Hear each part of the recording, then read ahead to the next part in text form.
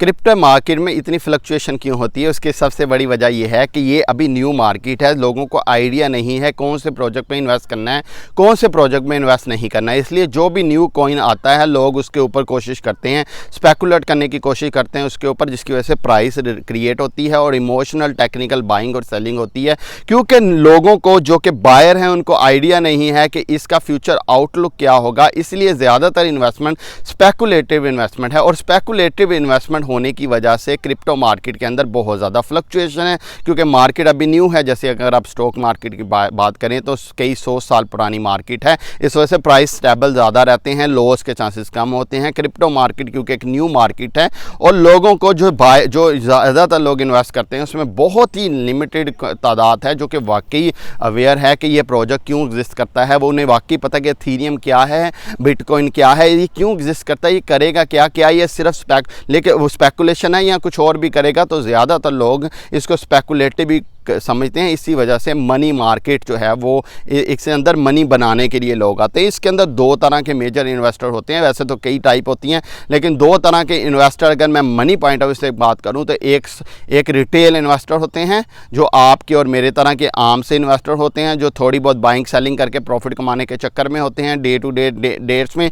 और दूसरी वेल्स होती हैं। वेल्स बड़े बड़े इन्वेस्टर होते हैं जिनके पास बड़ा बड़ा पैसा होता है। वो वेल जो हैं वो उनका गेम प्लान ये होता है कि ये जो रिटेल इन्वेस्टर है इनको मार्केट के अंदर लगाया जाए और इनको डंप करके पैसा बनाया जाए, यानी वो मार्केट को फ्लक्चुएट करने की पोजीशन में होते हैं। यानी जब अब मार्केट फ्लक्चुएट कैसे होती है, जब इंपल्सिव बाइंग और सेलिंग होती है तो प्राइस अब्रप्टली ऊपर या नीचे जाता है। यानी मेरा कहने का मतलब यह है कि जो जिसके पास ज़्यादा पैसे हैं, ज़्यादा कॉइन है, वो मैनिपुलेट कर सकता है टेम्परेरी मार्केट को बाय कर करके। जब चीज़ की डिमांड बढ़ती जाती है, मार्केट के अंदर बढ़ती जाती है तो प्राइस ऊपर जाता है। देखें रूटीन इकोनॉमिक्स है ना, जब भी आप किसी चीज़ के अंदर आप देखें सप्लाई कम हो, डिमांड ज़्यादा हो तो क्या होता है, प्राइस बढ़ता है। इसी तरह वो प्राइस को टेम्परेरीली फ्लक्चुएट करते हैं, कुछ कॉइन के प्राइस बढ़ना शुरू हो जाते हैं। लोग जब देखते हैं कि प्राइस बढ़ा, मेरे और आपके जैसे जो लोग हैं टक टक करके बाय करते हैं और साथ वो टक करके सेल कर देता है, सेल करता जाता है हाई प्राइस पे। और सप्लाई जब बढ़ती है तो प्राइस ठुस करके नीचे गिरते हैं। तो मरता कौन है, ये रिटेल इन्वेस्टर।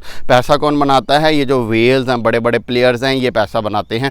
तो क्रिप्टो मार्केट के अंदर भी क्योंकि प्राइस की फ्लक्चुएशन डिफरेंट कॉइन्स के ऊपर हो रही होती है, लोग इतने अवेयर नहीं हैं, उन्हें फंडामेंटल एनालिसिस का इतना पता नहीं होता, टेक्निकल एनालिसिस की बेस पे वो काम कर रहे होते हैं। इसी वजह से वो अक्सर तो कभी कभी तो प्रॉफिट में आ जाते हैं अगर टाइम पे आपने मार्केट टाइम कर लिया, और कभी कभी बहुत ज़्यादा लॉस में आ रहे होते हैं।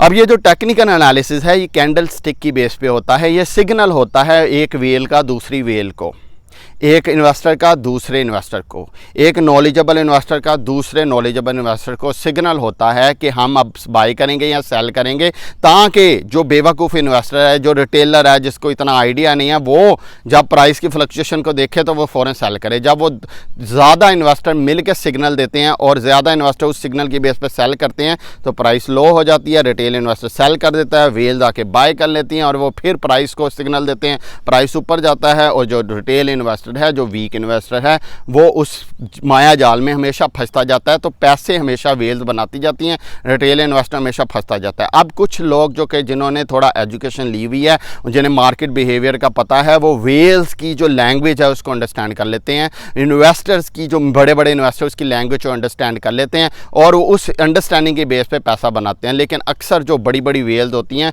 वो उनको फिर भी कई दफ़ा टेक्निकल एनालिसिस में भी धोखा दे देती हैं, जिसकी वजह से वो छोटे इन्वेस्टर ज़्यादातर लॉस होता है। लेकिन कुछ इन्वेस्टर जिन्होंने अपने स्टॉप लॉस फिक्स किए होते हैं, उन्होंने अपने लॉस की लिमिट रखी होती है, वो इस मार्केट के अंदर फिर भी पैसा बनाने की पोजीशन में होते हैं। तो जब भी आप अगर स्टॉक मार्केट में इन्वेस्ट करें या आप क्रिप्टो मार्केट में इन्वेस्ट करें, तो अगर तो आप रिटेल इन्वेस्टर हैं और आपको टेक्निकल एनालिसिस नहीं आता, फिर आप कभी भी इंपल्सिव बाइंग और इंपल्सिव सेलिंग ना करें, यानी प्राइस देख के बाइंग और प्राइस देख के सेलिंग ना करें, बल्कि आप डॉलर कास्ट एवरेज करते जाएं और अपना प्रॉफिट उसके अंदर ग्रेजुअली आप लॉन्ग टर्म के लिए आप बाय करें, फिर आप शॉर्ट टर्म के लिए बाय ना करें। डॉलर कास्ट एवरेज क्या होती है कि आप प्राइस की फ्लक्चुएशन को एवरेज आउट कर लेते हैं। मिसाल के तौर पर आपने 15 लाख लगाना है, आप 15 लाख एक बार नहीं लगाओगे, आप हर दिन बाय करते जाओगे, करते जाओगे 10,000 और over the period of 3-4 month आप उसको बाय करोगे और हर दिन डॉलर कॉस्ट एवरेज करते जाओगे और थोड़ी से 15 जो लाख है आपने जो स्पेंड करना है या 15,000 स्पेंड करना है,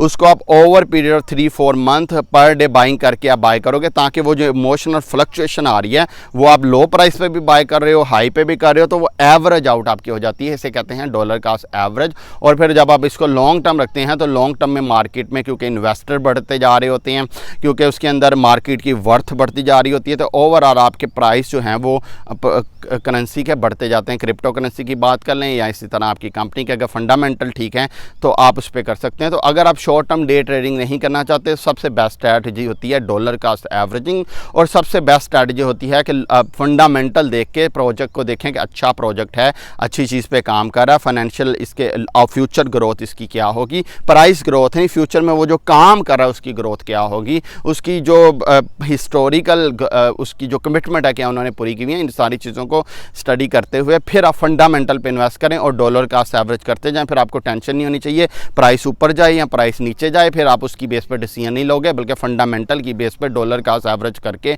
आप इसके अंदर बाय करते जाओगे। ये चाहे स्टॉक मार्केट में करें या फिर आप क्रिप्टो मार्केट में करें, दोनों जगह ये strategy most of the time आपको हमेशा आपके पैसे बना देती है। अपना बहुत सा ख्याल रखें, कोई कमेंट हो तो ज़रूर बताइएगा।